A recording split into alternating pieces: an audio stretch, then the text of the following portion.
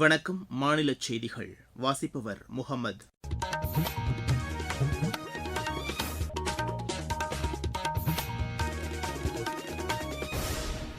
தலைப்புச் செய்திகள். பிரதமர் திரு நரேந்திர மோடி மக்களிடையே மனம் திறந்து பேசும் மன் கி பாத் நிகழ்ச்சி அகில இந்திய வானொலியில் இன்று ஒலிபரப்பாகிறது. நாட்டில் நகர்ப்புற மேம்பாட்டுக்காக அடுத்த 4 ஆண்டுகளில் 1,00,000 கோடி ரூபாய் செலவில் பணிகள் மேற்கொள்ளப்பட உள்ளதாக மத்திய நகர்ப்புற வளர்ச்சித்துறை அமைச்சர் திரு மனோகர்லால் தெரிவித்துள்ளார். நீலகிரி மாவட்டத்தில் காட்டுத்தீயை அணைக்கும் பணி விமானப்படை ஹெலிகாப்டர் மூலம் மேற்கொள்ளப்படுகிறது. தமிழகத்தின் ஒரு சில இடங்களில் அதிகபட்ச வெப்பநிலை இயல்பை விட 2 முதல் 3 டிகிரி செல்சியஸ் வரை அதிகரிக்கக்கூடும் என்று சென்னை வானிலை ஆய்வு மையம் தெரிவித்துள்ளது. தென்னாப்பிரிக்காவுக்கு எதிரான 4வது மகளிர் டுவெண்டி கிரிக்கெட் போட்டியில் இந்தியா 14 ரன் வித்தியாசத்தில் வெற்றி பெற்றது. இனி விரிவான செய்திகள்.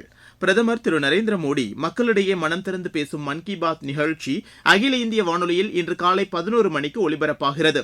நாட்டில் உள்ள அனைத்து வானொலி நிலையங்களும் இதனை அஞ்சல் செய்யும். பிரதமரின் உரை முடிந்தவுடன் அதன் தமிழாக்கத்தை சென்னை அகில இந்திய வானொலி ஒலிபரப்புகிறது. இது இரவு 8 மணிக்கு மறு ஒலிபரப்பும் செய்யப்படுகிறது. தமிழகம் மற்றும் புதுச்சேரியில் உள்ள அனைத்து வானொலி நிலையங்களும் இதனை அஞ்சல் செய்யும். நாட்டில் நகர்ப்புற மேம்பாட்டுக்காக அடுத்த 4 ஆண்டுகளில் 1,00,000 கோடி ரூபாய் செலவில் பணிகள் மேற்கொள்ளப்பட உள்ளதாக மத்திய நகர்ப்புற வளர்ச்சித்துறை அமைச்சர் திரு மனோகர்லால் தெரிவித்துள்ளார்.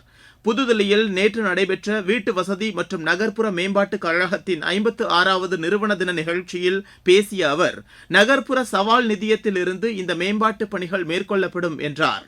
இதற்கான ஒப்புதல் அண்மையில் வழங்கப்பட்டதாக அவர் கூறினார். அடுத்த 20 ஆண்டுகளில் நகர்ப்புற மேம்பாட்டிற்காக மொத்தம் 70 லட்சம் கோடி ரூபாய் வரை செலவிடப்படும் என்றும் திரு மனோகர்லால் தெரிவித்தார். திருவள்ளூர் மாவட்டத்தில் வாக்கு எண்ணும் மையங்களில் 3 அடுக்கு பாதுகாப்பு போடப்பட்டுள்ளதாக மாவட்ட தேர்தல் அதிகாரி திரு பிரதாப் தெரிவித்துள்ளார்.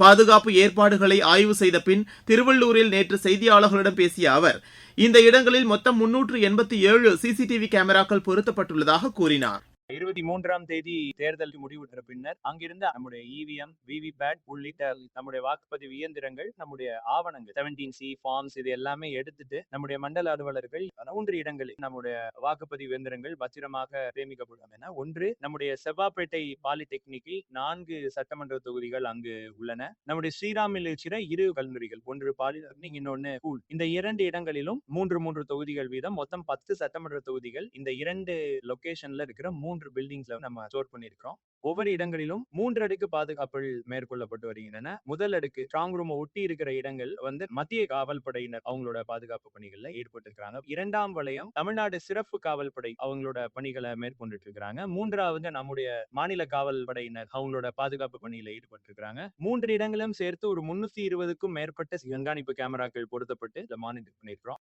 தமிழகத்தில் சட்டப்பேரவை தேர்தல் நிறைவடைந்த பின்னர் தங்கள் பணியிடங்களுக்கு செல்லும் மக்களின் வசதிக்காக வழக்கமாக இயக்கப்படும் பேருந்துகளுடன் சேர்த்து இன்று மாநிலம் முழுவதும் சிறப்பு பேருந்துகள் இயக்கப்பட உள்ளதாக அரசு போக்குவரத்து கழகம் தெரிவித்துள்ளது. பிற ஊர்களில் இருந்து சென்னைக்கு இன்று 3184 சிறப்பு பேருந்துகளும், மாநிலத்தின் பிற பகுதிகளில் 3346 சிறப்பு பேருந்துகளும் இயக்கப்படும் என்று தெரிவிக்கப்பட்டுள்ளது. இதனிடையே தென் மாவட்டங்களில் இருந்து அதிக அளவிலான மக்கள் இன்று சென்னை திரும்புவார்கள் என்று எதிர்பார்க்கப்படுவதால் போக்குவரத்து நெரிசல் ஏற்படுவதை தவிர்க்க தாம்பரம் பகுதியில் போக்குவரத்தில் மாற்றம் செய்யப்பட்டுள்ளதாக தாம்பரம் மாநகர காவல் ஆணையர் திரு சஞ்சய்குமார் தெரிவித்துள்ளார். நீலகிரி மாவட்டத்தில் வனப்பகுதிகளில் கடந்த 1 வார காலமாக காட்டுத்தீ ஏற்பட்டுள்ளது. இதனை அணைக்கும் பணி விமானப்படை ஹெலிகாப்டர் மூலம் தீவிரமாக மேற்கொள்ளப்படுவதாக எமது செய்தியாளர் தெரிவிக்கிறார்.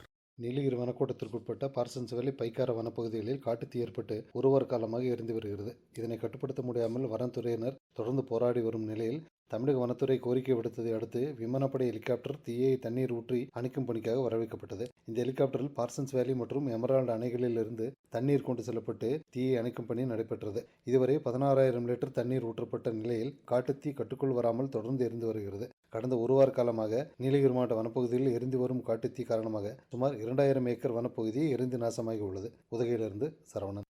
கிருஷ்ணகிரி மாவட்டத்தில் வறட்சி காரணமாக காட்டு யானைகள் வனப்பகுதியிலிருந்து கிராமப்பகுதிக்குள் நுழைந்துள்ளன.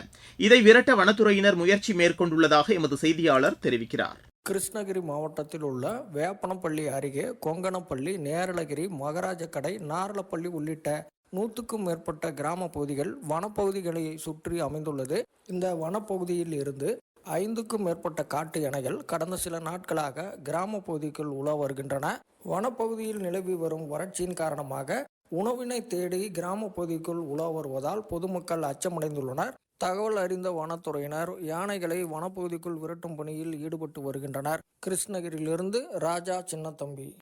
நீங்கள் கேட்டுக்கொண்டிருப்பது மாநில செய்தி அறிக்கை. தமிழகத்தின் உள் மாவட்டங்களின் சில இடங்களில் அதிகபட்ச வெப்பநிலை இயல்பை விட 2 முதல் 3 டிகிரி செல்சியஸ் வரை அதிகரிக்கக்கூடும் என்று சென்னை வானிலை ஆய்வு மையம் தெரிவித்துள்ளது. கடலோர பகுதிகளில் வெப்பநிலை இன்று இயல்பை ஒட்டியே பதிவாகும் என்று அந்த மையம் கூறியுள்ளது. தென் மாவட்டங்கள் மற்றும் மேற்கு தொடர்ச்சி மலையை ஒட்டிய மாவட்டங்களின் ஓரிரு இடங்களில் இன்று லேசானது முதல் மிதமான மழை பெய்ய வாய்ப்புள்ளதாகவும் வானிலை ஆய்வு மையம் தெரிவித்துள்ளது. சென்னையை பொறுத்தவரை வானம் ஓரளவு மேகமூட்டத்துடன் காணப்படும் என்றும் அதிகபட்ச வெப்பநிலை 38 டிகிரி செல்சியஸை ஒட்டியும் குறைந்தபட்ச வெப்பநிலை 28 டிகிரி செல்சியஸை ஒட்டியும் பதிவாகக்கூடும் என்றும் அந்த மையம் கூறியுள்ளது. தருமபுரி மாவட்டத்தில் சாலை ஓரங்களில் தேசிய நெடுஞ்சாலை ஆணையத்தால் வசந்தராணி மரங்கள் நடப்பட்டுள்ளன. தற்போது கோடை காலத்தில் இந்த மரங்களில் மலர்கள் பூத்து குலுங்குவது கண்ணை கவரும் வகையில் உள்ளதாக எமது செய்தியாளர் தெரிவிக்கிறார்.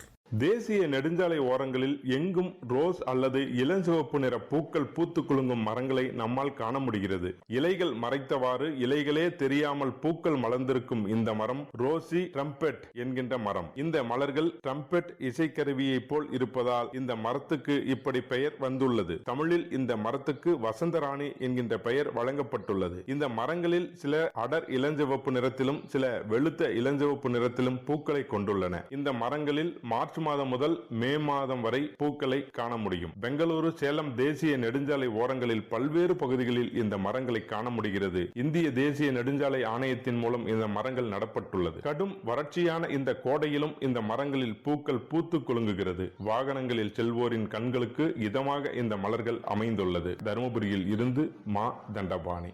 இருவரிச் செய்திகள். லெபனானில் உள்ள ஹிஸ்புல்லா அமைப்பின் இலக்குகள் மீதான தாக்குதலை தீவிரப்படுத்துமாறு இஸ்ரேலிய பாதுகாப்பு படைகளுக்கு அந்நாட்டு பிரதமர் திரு பெஞ்சமின் நெத்தன்யாஹூ உத்தரவிட்டுள்ளார்.